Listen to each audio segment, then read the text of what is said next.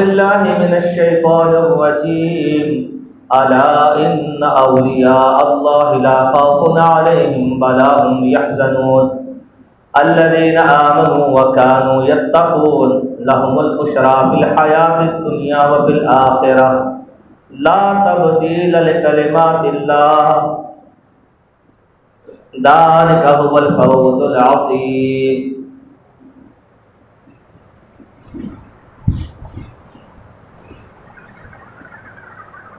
نبی کریم صلی اللہ علیہ وسلم کا فرمان ہے کہ اللہ فرماتا ہے، گویا کہ آپ حدیث قدسی بیان کر رہے ہیں. فرمایا، اللہ فرماتا ہے من عادى لي وليا فقد آذنته بالحرب. جس نے میرے کسی بھی دوست اور ولی سے عداوت رکھی، دشمنی رکھی، فقد آذنته بالحرب، میں اس کے خلاف اعلان جنگ کرتا ہوں.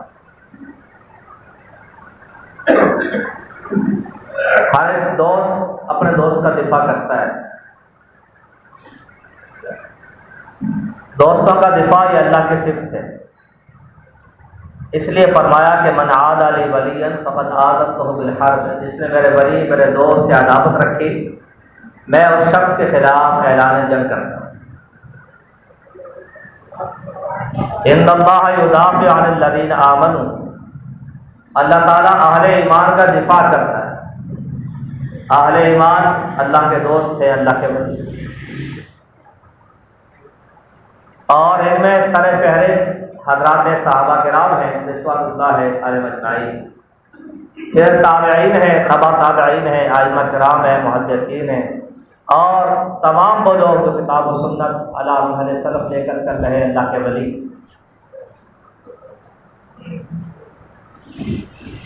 شخصیات کا دفاع، ہمارے یہاں ایک جملہ کہا جاتا ہے شخصیت کا دفاع نہیں کرنا چاہیے. یاد رکھیے، شخصیت کا دفاع، اس کا ڈیفینس اس وقت نہیں کرنا چاہیے جب وہ باطل پہ ہو، جب وہ ناحق پر ہو. اگر وہ حق پر ہے اور آپ کو اس کے بارے میں پتہ ہے تو آپ کی ایمانی غیرت کا تقاضا ہے کہ آپ اس کا دفاع کریں. ان اللہ یدافع عن الذین آمنوا، اللہ تعالیٰ اہل ایمان کا دفاع کرتا ہے. اللہ نے کہا اذا قیل لهم آمنوا كما آمن الناس، ایسے ایمان لاؤ جیسے صحابہ لائے. اللہ کے دوست ہیں، اللہ کے ولی.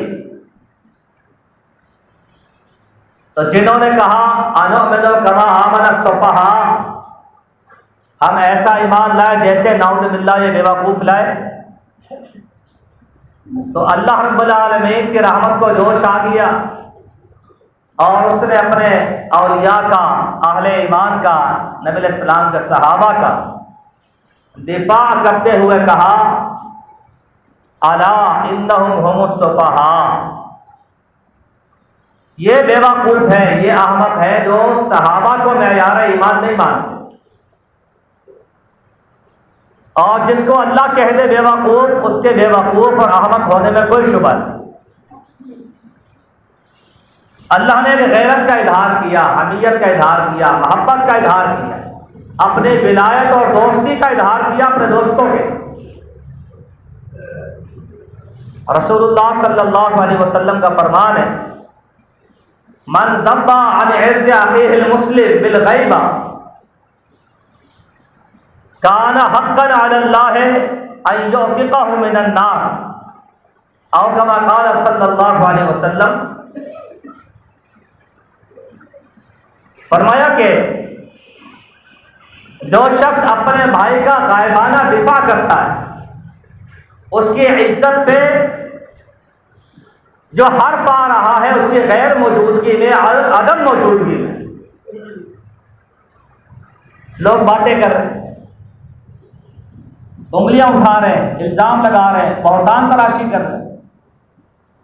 وہ غائبانہ، اس کا بھائی موجود نہیں ہے، اس کا دفاع کرتا ہے. اور صحیح بات کی طرف لوگوں کی رہنمائی کرتا ہے کہ وہ ایسا نہیں بلکہ ایسا ہے۔ فرمایا اللہ پر واجب ہو جاتا ہے کہ اللہ اس دفاع کرنے والے کو جہنم سے آزاد کر دے۔ اللہ پر واجب ہو جاتا ہے کہ اس بندے کو جو اپنے مومن بھائی کا دفاع کر رہا ہے، ڈیفینس کر رہا ہے، غائبانہ طور پہ اللہ ایسے شخص کو جہنم سے آزاد کر دے۔ یہ اتنی بڑی سعادت اور بشارت کی بات ہے۔ تو شخصیات کا دفاع تو ہے، اللہ نے کیا، اللہ کے رسول صلی اللہ علیہ وسلم نے کیا، صحابہ نے کیا، مگر حق بات پر کیا۔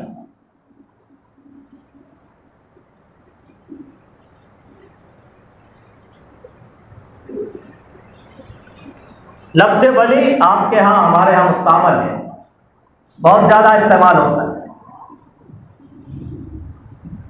لغوی اعتبار سے اس کا معنی ہے دوست۔ ہم آپس میں بھی اہل ایمان دوست ہیں۔ والمؤمنون والمؤمنات بعضهم اولیاء بعض، ولی کی جمع اولیاء ہے۔ فرمایا اہل ایمان مرد اور اہل ایمان عورتیں، مرد مرد کے دوست ہیں، عورتیں عورتوں کے دوست ہیں، اولیاء ہیں۔ اللہ ولی الذین آمنوا یخرجهم من الظلمات الی النور، اللہ ولی ہے، دوست ہے اہل ایمان کا۔ صرف اہل ایمان ولی نہیں ہوتے، اللہ بھی ولی۔ یخرجهم من الظلمات الی النور، اللہ ان کو اندھیروں سے نکال کے روشنی میں لے کر آتا ہے۔ اللہ انہیں اسلام کی ہدایت دیتا ہے، ایمانی زندگی عطا فرماتا ہے، اللہ ان کا دفاع کرتا ہے، ان کی حفاظت کرتا ہے۔ والذین کفروا اولیاءهم الطاغوت یخرجونهم من النور الی الظلمات، کافر جو ہیں ان کے اولیاء شیاطین ہیں، شیطان نما انسان ہے، اللہ کے باغی، طاغوت وقت ہے، وہ ان کو روشنی سے نکال کر اندھیرے میں لے جاتے۔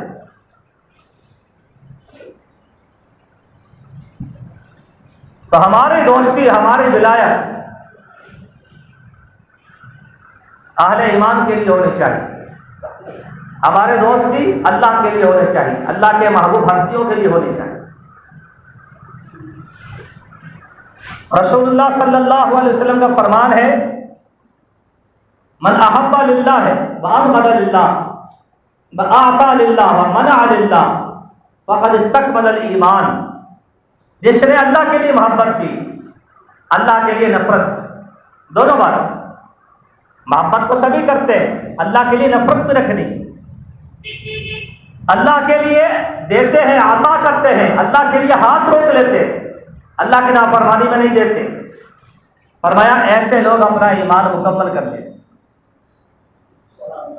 رسول اللہ صلی اللہ علیہ وسلم کی ایک اور حدیث ہے، آپ نے فرمایا افضل الاعمال الموالات فی اللہ والمعادات فی اللہ، بہترین عمل یہ ہے، افضل ترین عمل یہ ہے ایک مومن بندے کا، اس کی دوستی اللہ کے لیے ہونی چاہیے، اس کی دشمنی اللہ کے لیے ہونی چاہیے۔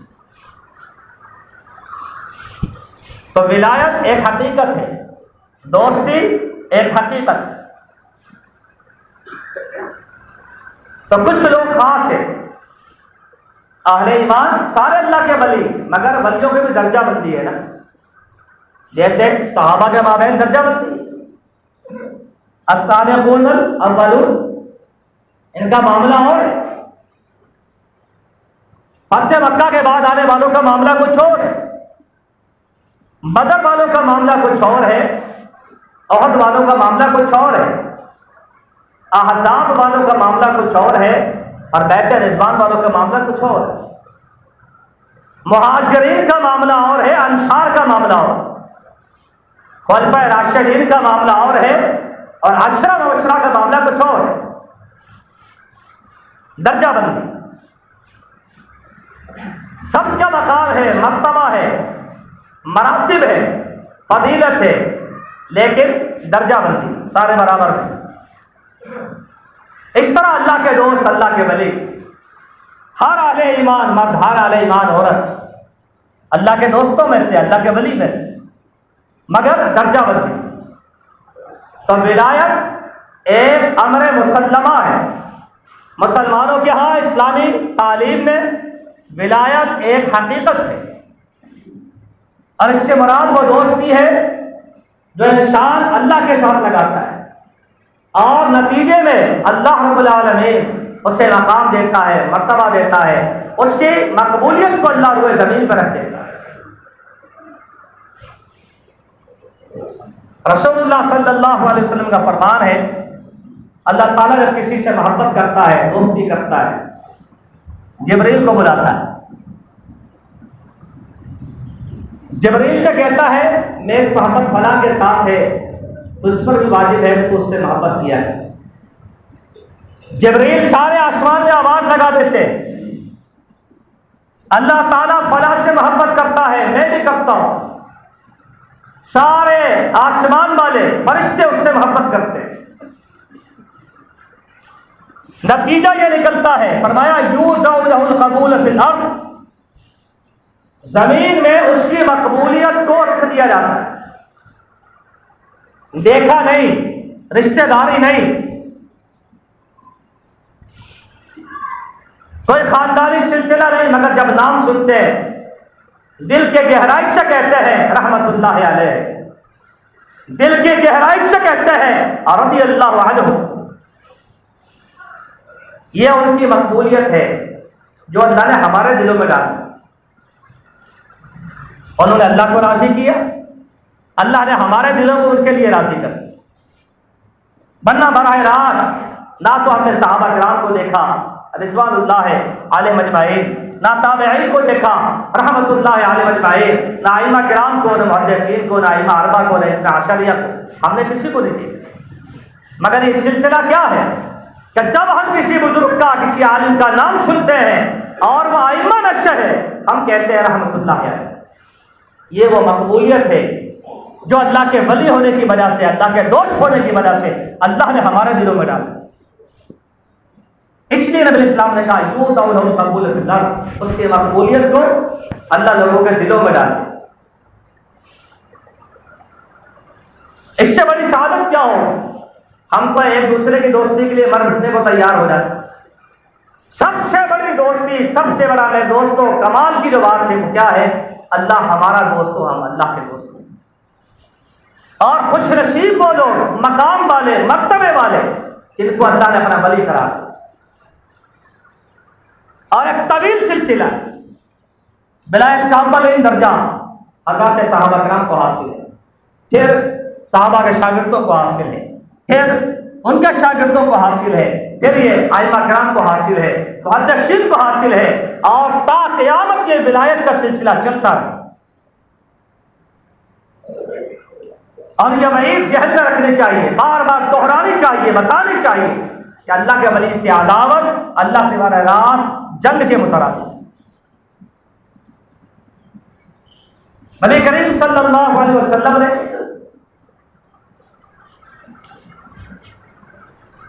ایک موقع پر فرمایا لو اقسم علی اللہ لا برہ، اللہ کے بندے ایسے بھی ہوتے ہیں اگر وہ قسم اٹھا لے اللہ ان کی قسم کی لاج رکھ لے. وہ جس کام پر قسم اٹھائے اللہ تعالیٰ ان کی قسم کو برباد نہیں ہونے دے. اور یہ جملہ آپ نے ارشاد فرمایا تھا انس بن نضر کے بعد رضی اللہ تعالیٰ عنہ وارضاہ، نبی اسلام کے صحابی ہیں، اللہ کے ولی. ولایت ابو بکر کو حاصل ہے، عمر کو حاصل ہے، عثمان کو حاصل ہے، علی کو حاصل ہے، طلحہ کو حاصل ہے، زبیر کو حاصل ہے، سعد اور سعید کو حاصل ہے، عبد الرحمن بن عوف کو حاصل ہے، ابو عبیدہ بن جراح کو حاصل ہے، ابو ہریرہ کو حاصل ہے، اور 1.25 لاکھ سے زیادہ صحابہ کرام کو اللہ نے اپنا دوست بنایا. ان کی ولایت میں کسی کو کوئی شبہ نہیں، بشرطے کہ وہ ایماندار. تو یہ ایک مسلمہ حقیقت ہے کہ ولایت کوئی چیز ہے. ہمیں ولی سے محبت تو کرنی چاہیے، لیکن کیا ہی اچھا ہو کہ ہم ولایت کی منزلیں خود طے کریں، ہم اس نقش قدم پر چلیں جس سے اللہ کی ولایت حاصل ہو، جس سے انسان اللہ کا قریب ہو جاتا ہے، اللہ کا دوست ہو جاتا ہے. دروازہ بند تو نہیں ہوا نا، درجہ بندی تو رہے گی، جو گزر گئے گزر گئے، یہ رتبہ بلند ملا جس کو مل گیا، لیکن یہ دروازہ بند تو نہیں ہوا۔ بھائی انسان کے دو ہی درجے ہیں، یا تو دوست ہوگا یا دشمن ہوگا، تو نعوذ باللہ مسلمان تو دشمنی نہیں کر سکتا، تو اللہ کے ولی بننے کی کوشش کریں، اللہ کے دوست بننے کی کوشش کریں، اللہ کا قرب حاصل کرنے کی کوشش کریں۔ دروازہ سب کے لیے کھلا ہو۔ کیسے؟ نبی کریم صلی اللہ علیہ وسلم نے فرمایا، اللہ فرماتا ہے، حدیث قدسی صحیح بخاری صحیح مسلم، اللہ فرماتا ہے کہ میرے ہاں سب سے زیادہ محبوب عمل میرے بندے کا وہ ہے جو میں نے اس پر فرض کیا۔ سن لیجیے، اللہ کے ہاں سب سے محبوب عمل وہ ہے بندے کا جو اللہ نے بندے پر فرض کی۔ نماز فرض ہے، رمضان آ جائے تو روزہ فرض ہے، مال ہو تو زکات فرض ہے، استطاعت ہو تو حج فرض ہے، ماحول بن جائے تو جہاد فرض ہے، ٹھیک ہے، والدین کی اطاعت فرض ہے معروف کاموں میں، شوہر کے لیے بیوی اس کی اطاعت فرض ہے، اور شوہر پر عورت کے حقوق فرض ہے، تو کچھ چیزیں فرائض ہے۔ سب سے پہلا مرحلہ فرائض کا ہے، اللہ کی محبت، اللہ کے دوست کی ولایت حاصل ہوتی ہے تو فرائض سے حاصل ہوتی ہے۔ پھر فرمایا نبی علیہ السلام نے، اللہ فرماتا ہے بندہ نفل پڑھ کے میرے قریب آ جائے، یا تقرب الیہ بالنوافل، یہ فرض پڑھنے والا نفل پڑھ کے میرے قریب آ جائے، اس طرح قریب آ جاتا ہے کہ میں اس کا ہاتھ بن جاتا ہوں، میں اس کا پیر بن جاتا ہوں، میں اس کی سماعت بن جاتا ہوں، میں اس کی بصارت بن جاتا ہوں۔ یہ ہے ولایت کے درجے، یہ ہے دوستی کا مقام، یہ ہے مرتبہ۔ پھر وہ مجھ سے سوال کرتا ہے، میں عطا کرتا ہوں، وہ پناہ مانگتا ہے، میں اس کو پناہ دیتا ہوں۔ یہ ہے ولایت کی درجے۔ یہ دروازہ سب کے لیے کھلا ہو۔ آج ہمارے ہاں نوافل کا دور سلسلہ ختم ہوتا ہے، حتیٰ کہ جو مؤکد سنتیں ہیں، سنن راتبہ ہیں، 12 سنتیں جس کے بارے میں کہا گیا، دن رات میں جو 12 سنتیں پڑھے اللہ تعالیٰ اس کا جنت میں روزانہ ایک گھر بناتا ہے۔ آج وہ سنتیں بھی پوری نہیں، دعا کریں بس فرض بھی پورے ہو رہے ہیں اللہ کے۔ پھر بتائیے کہ ولایت کیسے حاصل ہو، پھر دوستی کیسے حاصل؟ نتیجہ کیا نکلا کہ ولایت کے نام پر دکانیں تو کھل گئی، مگر کوئی دوبارہ ولی ماننے کو اور بننے کو تیار نہیں۔ ولایت ایک حقیقت ہے، اللہ کے دوستی ایک قابل فخر کارنامہ ہے، اللہ کے ولی کے لیے بشارتیں ہیں، اللہ رب العالمین کے ولی سے بگاڑنا اللہ سے عداوت ہے، لیکن اللہ کا ولی ہر بندہ مومن ہے، ہر مومن عورت ہے، بشرطے کہ وہ اس ولایت کے مقام کو، مرتبے کو، ذمہ داریوں کو سمجھے۔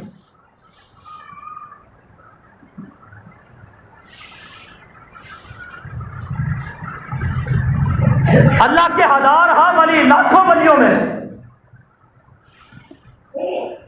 ایک ولی، اس کا نام ہے شیخ عبد القادر جیلانی۔ ان کی ولایت کا مسلمانوں میں شاید ہی کوئی منکر ہو، اگر اس کا مطالعہ ہے، اس نے برق گردانی کی ہے، اس کی اسٹڈی ہے، اس سے معلوم ہوگا شیخ عبد القادر جیلانی رحمۃ اللہ علیہ، ان کی پیدائش 471 میں، سن 471 ہجری،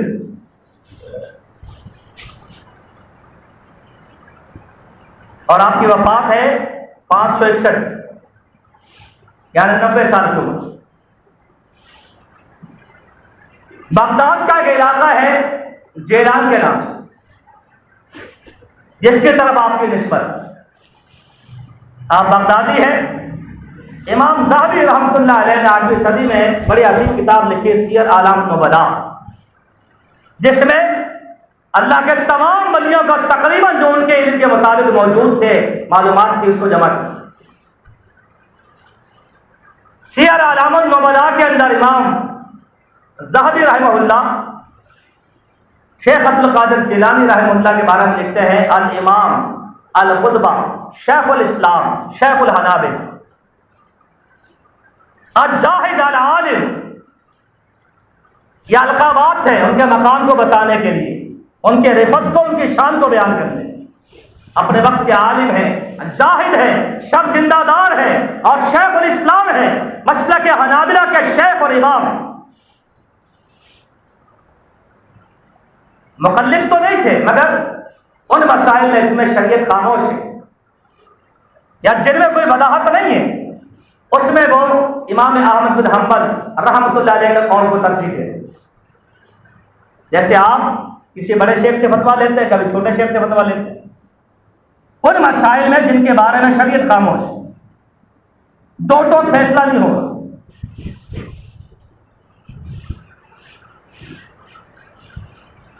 تو ان کا تعارف اس انداز سے کرایا امام ذہبی، یہ اس بات کی بین دلیل ہے کہ آپ کا ہمارے ہاں اور اہل علم کے ہاں کیا مقام ہے، کیا مرتبہ ہے۔ قدوہ رول ماڈل زندگی گزارنے والی شخصیت۔ ہمارا میں نے کچھ لوگوں کو سنا، وہ ان لوگوں کی مخالفت میں آگے چلے گئے جنہوں نے ولایت کے نام پر دکانیں کھولی، لوگوں کو کہانیاں سنانے۔ آپ نے سنی نا وہ گپ شپ، دو تین لوگوں نے مل کر جو بیان کی کہ ایک بندہ فوت ہو گیا، فوت ہونے کے بعد قبر میں گیا، جو طریقہ ہے مسلمانوں کا، فرشتے آ گئے قبر میں، فرشتوں نے کہا من ربوں کا،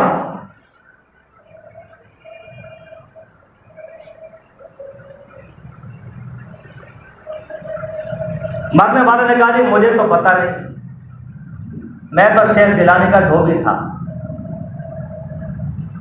اب مجھے بتائیں ایمانداری سے، کوئی سر دھلنے والا اس کی عقل میں یہ بات نہیں آتی؟ یا شرک نے اتنی نجاست ڈال دی ہے کہ اللہ نے سچ کہا انما المشرکون نجس، بدعقیدہ انسان نجاست بن جاتا ہے۔ نجاست لگ جانا اور ہے، نجاست بن جانا اور ہے۔ وہ نجاست بن جاتا، اس کا وجود سر جاتا ہے۔ اتنی عقل نہیں آ رہی کہ قبر کے اندر کا حال مولوی صاحب کو کیسے پتا چلتا، قبر میں کیا چل رہا ہے؟ پھر پوچھے تو صحیح نا کہ آپ کے سورسز کیا ہیں، آپ کے ذرائع کیا ہیں، آپ پر کے جبریل اترتے ہیں؟ قبر کا حال مردہ جانے، قبر کے بارے میں کس کو پتا، مردہ کس حال میں ہے، فرشتوں سے کیا بات ہو رہی؟ ہمیں تو اتنا بتا دیا 3 سوال ہوتے ہیں، اور ایک چوتھا سوال بھی ہوتا ہے جو دلیل کے متعلق ہے، اس کے بعد جو سلسلہ وہ بتا دیا۔ اب یہ جو گپ شپ چل رہی ہے، فرشتہ کچھ کہتا ہے، یہ کچھ کہتے ہیں آگے، اور ایک اور گپ آئی ہے کہ شیخ جیلانی جب دنیا سے چلے گئے تو ان کو جب دفن کیا گیا تو فرشتے ان کے پاس بھی آئے، آنا ہی تھا لامحالہ، جب صحابہ کے پاس آ سکتے ہیں تو ان کے پاس بھی آئے۔ تو انہوں نے کہا من ربوں کا، شیخ جیلانی رحمہ اللہ نے آگے سے کہا تمہیں محفل کے حاضر نہیں آتے، سلام کلام نہیں سکھایا تمہیں کسی نے؟ اب کوئی پوچھے تو صحیح کہ آپ کو کیسے پتا قبر میں یہ ڈرامہ چل رہا ہے؟ آپ کے ذرائع کیا ہے، سورسز کیا ہے؟ اور جن لوگوں نے ولایت کے نام پر دکانیں کھولی ہوئی، لوگوں کا عقیدہ برباد، عمل برباد، ہاں جی، کہتے ہیں کہ بغیر غوث کے تو زمین و آسمان کا نظام قائم نہیں رہ سکتا۔ شیخ جیلانی کو غوث کہتے ہیں نا، یہ بھی لکھا ہوا ہے ساتھ میں کہ بغیر غوث کے زمین و آسمان کا نظام قائم نہیں رہتا۔ اور ابھی آپ نے سنا شیخ جیلانی کب پیدا ہوئے؟ 471 میں، اس سے پہلے زمین و آسمان نہیں تھے۔ پھر وہ 561 میں چلے بھی گئے، اس کے بعد نظام سارا دھرم برم ہو گیا۔ فما لهؤلاء القوم لا يكادون يفقهون حديثا، اس قوم کی عقل ہی نہیں۔ تو جن لوگوں نے یہ کاروبار بنا رکھا ہے، جھوٹے واقعات بنا رکھے اللہ کے ولیوں کے نام پہ، کچھ لوگ ان سے اتنے ناراض ہوئے کہ انہوں نے نہ صرف ان کا انکار کیا بلکہ اللہ کے ولیوں کا بھی انکار کر دیا۔ تو میں یہ آپ کو بتا رہا تھا کہ شیخ جیلانی کے بارے میں نے ایک صاحب کو سنا، وہ ان کے بارے میں کچھ لب کشائی کر رہے تھے، برا بھلا کہہ رہے تھے، نعوذ باللہ من ذالک۔ جنہوں نے دکان کھول رکھی آپ ان کی مذمت تو کر رہے ہیں نا، اللہ کے ولی سے کیوں عداوت کرتے ہیں؟ کیا آپ کہیں کہ آپ کو پتہ ہی نہیں کہ شیخ جیلانی کا مقام کیا ہے، مرتبہ کیا ہے؟ یہ تو ایسے ہوگا جیسے منکر حدیث ہوتے ہیں تو وہ امام بخاری وغیرہ میں لفظ شاہی کرتے ہیں، ان کو پتہ ہی نہیں ہوتا۔ تو شیخ عبد القادر جیلانی مسلمانوں کے ہاں ایک مسلمہ بزرگ ہے، امام ہے، شیخ الکل فی الکل ہے، شیخ الاسلام کا لقب لکھا ہو، یہ ان کی علمی سطح، اور اپنے دور کے بہت بڑے فقیہ تھے، فقہ حنبلی کے بہت بڑے امام تھے۔ ان کے بارے میں امام ذہبی رحمہ اللہ لکھتے ہیں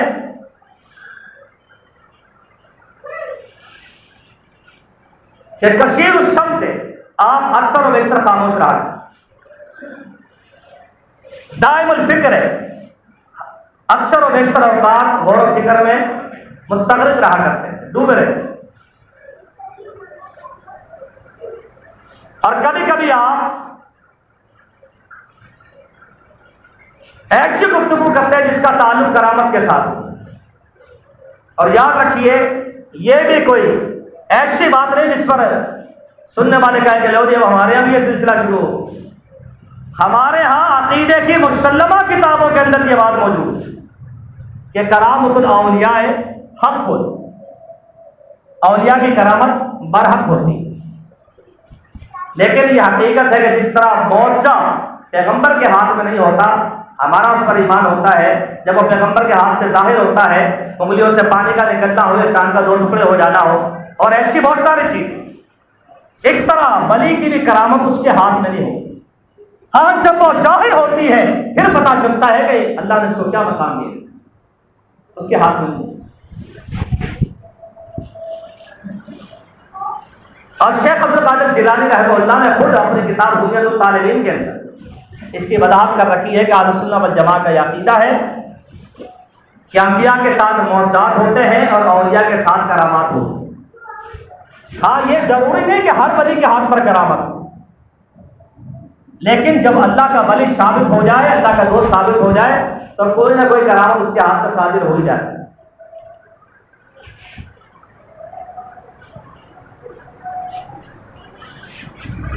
تو شیخ جیلانی مساوات ایسی باتیں کرتے ہیں، لیکن ایک بات اور ہے، امام ذہبی رحمہ اللہ نے سیر کے اندر یہ بات وضاحت سے لکھ دی کہ سب سے زیادہ کرامات ہم تک جو پہنچی ہیں وہ شیخ عبد القادر جیلانی کے نام سے پہنچی۔ پوری تاریخ اسلامی میں سب سے زیادہ کرامات اگر ہم تک پہنچی ہیں تو وہ شیخ جیلانی کے نام سے پہنچی ہے، مگر اکثر کرامات کا وہاں تک پہنچنا اور سند کا صحیح ثابت ہونا یہ ثابت نہیں ہے، وہ ان کے نام سے منسوب کر دی۔ کچھ تو ہے جس کی سندیں صحیح، مگر بہت زیادہ جو روایتیں ہیں ان کا ایک بڑا حصہ جو ہے پایا ثبوت کو نہیں پہنچا۔ جیسے ابھی آپ گپ سپ سن رہے ہیں کہ لوگ کس کس طرح بیان کرتے ہیں، قبر میں کیا چل رہا ہے، ویسے کیا چل رہا ہے۔ تو اللہ کا ولی ہونا یہ بھی ایک مسلمہ حقیقت ہے، اللہ کے دین کا داعی ہونا شیخ جیلانی کا یہ بھی ایک مسلمہ حقیقت ہے، رول ماڈل زندگی گزارنے والے اللہ کے ولی ہونا ایک مسلمہ حقیقت ہے۔ حتیٰ کہ امام ذہبی نے لکھا کہ تابع علی یدہ او علی یدہ معظم اہل بغداد کے ایک جمع غفیر میں ہزارہا لوگوں نے شیخ جیلانی کے ہاتھ پر اپنے گناہوں سے توبہ کی، کافروں نے کفر سے توبہ کی، مسلمانوں نے گناہوں سے توبہ کی۔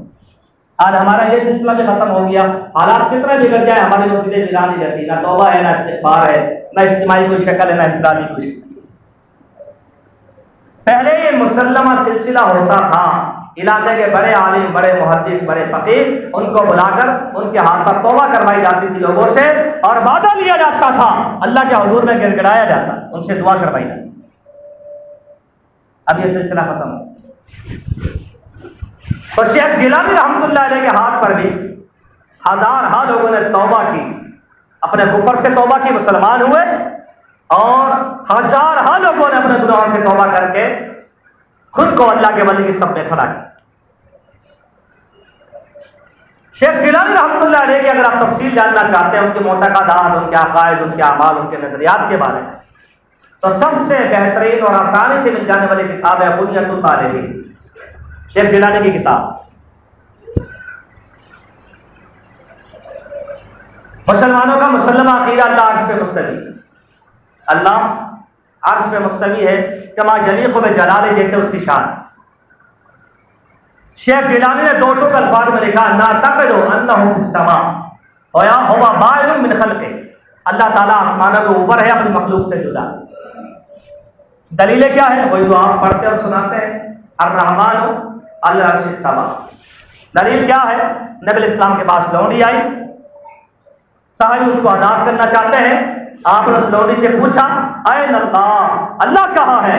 اس لونڈی نے جو کسی مدرسے سے فارغ نہیں، کسی اسکول کالج کی اس نے شکل نہیں دیکھی، فطری عقیدے پر قائم ہے، پیدائشی عقیدے پر قائم ہے، جس پر اللہ نے اس کو پیدا کیا، اس نے کہا اللہ فی السماء، اللہ تو آسمان کے اوپر ہے۔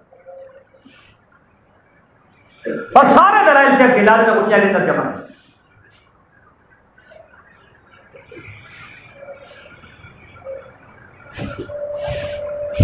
اسی طرح عقائد میں ایک عذاب قبر کی بحث،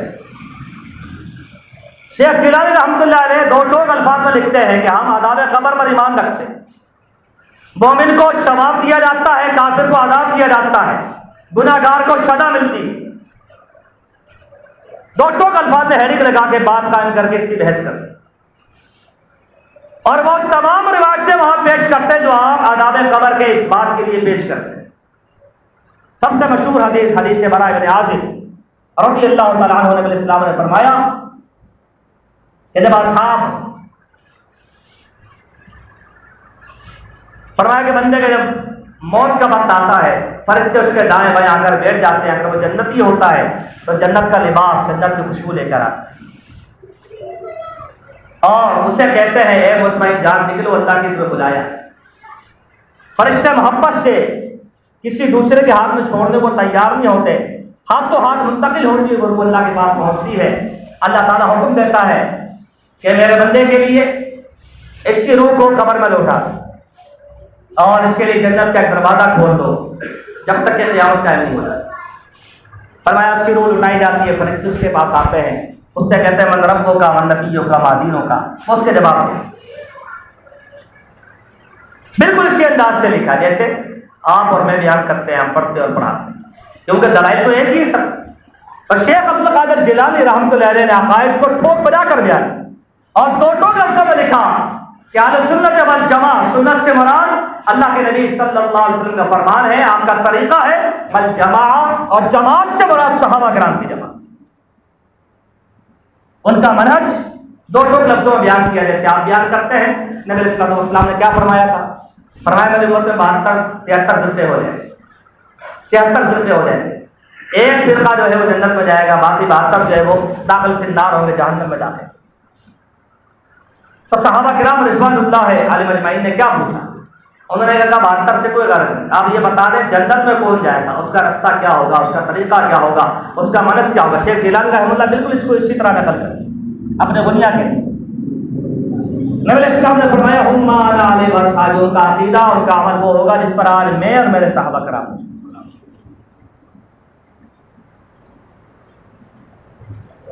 شیخ جیلانی رحمۃ اللہ علیہ نے آپ کی بھی تعریف کی، غنیۃ الطالبین کو اٹھائی، کہتے ہیں کہ اہل بدعت جو ہے ان کی نشانی یہ ہے، اہل الاشر کو، روایات بیان کرنے والے، حدیث بیان کرنے والوں کو برا کہتے ہیں۔ علامت اہل البدع البقیۃ فی اہل الاشر ہے۔ آپ اشری ہوتے ہیں نا، شیخ عبداللہ اشری، شیخ رفیق اشری، اہل الاشر جو روایتیں بیان کرتے ہیں، جو حدیثیں بیان کرتے ہیں، ہر مسئلے میں حدیث لے کر آتے ہیں، اہل بدعت ان پر اعتراض کرتے ہیں، ان کے نام بگاڑتے ہیں۔ شیخ جیلانی فرمایا اہل بدعت کی نشانی وہ اہل توحید، اہل حدیث کا نام بگاڑتے ہیں، اور ان کے جو رکھے ہوئے 4-5 نام ہے شیخ جیلانی کو ذکر کر کے آخر میں کہتے ہیں کہ وہ بغض رکھتے ہوئے، عداوت رکھتے ہوئے، نفرت کا اظہار کرتے ہوئے، تعصب رکھتے ہوئے اہل سنہ کے یہ نام رکھتے ہیں۔ اہل سنہ کا تو ایک ہی نام ہے، ہم اصحاب الحدیث، وہ اصحاب الحدیث ہوتے ہیں۔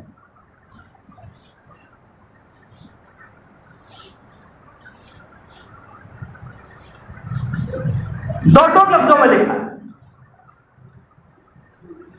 اس سے متعین ہو جاتا ہے شیخ جیلانی کا عقیدہ، منہج اور عملی زندگی کس راستے پر گامزن ہے۔ اور غالباً شاید میں نے یہاں بھی بیان کی اور حدیث ابن عباس اور کئی مسجدوں میں بیان کی ہے، مشہور حدیث ہے حدیث ابن عباس۔ سفر کے دوران نبی علیہ السلام نے ابن عباس کو نصیحتیں کی تھی۔ شیخ جیلانی رحمہ اللہ اس حدیث کے بارے میں کہتے ہیں کہ ہر مومن کو چاہیے اس حدیث کو اپنا آئینہ بنائے۔ عقیدہ، عمل، تہذیب، تمدن، ثقافت، داخلی زندگی، خارجی زندگی، انفرادی زندگی، اجتماعی زندگی، اس حدیث کی روشنی میں اپنے آپ کو ایسے سمجھے جیسے آئینے کے سامنے کھڑا ہو، اپنے آپ کو چیک کرنا ہے۔ تو یہ مختصر کچھ باتیں شیخ عبد القادر جیلانی رحمۃ اللہ علیہ کے حوالے سے، ان کے معتقدات، عقائد اور اعمال کے حوالے سے اور ان کی علمی باتوں کے حوالے سے میں نے آپ کے سامنے رکھی۔ مقصود یہ تھا کہ ولایت ایک حقیقت ہے، اور ہمارے ہاں شیخ عبد القادر جیلانی رحمۃ اللہ علیہ یا اللہ کے وفادار ہاں اور لاکھوں لوگ جو اللہ کی دوستی کے ساتھ زندگی گزار کر گئے، ہمارے ہاں ان کا ولایت کا مرتبہ مسلمہ ہے، اور ان کی کرامات کے بھی ہم منکر نہیں، بشرطے کہ وہ صحیح سند کے ساتھ ثابت ہو جائے اور اس کی کوئی حقیقت ہو اور وہ کتاب و سنت کی روشنی میں متعین ہوتی ہو۔ اللہ تعالیٰ سے دعا ہے اللہ تعالیٰ مجھے اور آپ کو بھی اپنا پکا سچا دوست بننے کی توفیق عطا فرمائے۔ منزل ولایت اللہ مجھے اور آپ کو بھی نصیب فرمائے، اور اپنے تمام اولیاء پر اللہ تعالیٰ کروڑہ رحمت نازل فرمائے، ان کی بشری لفظوں سے اللہ تعالیٰ درگزر فرمائے، مجھے اور آپ کو اللہ تعالیٰ ان کے نقش قدم پر چلائے۔ اقول قولی ھذا واستغفر اللہ لی ولکم وآخر دعوانا الحمد للہ رب العالمین۔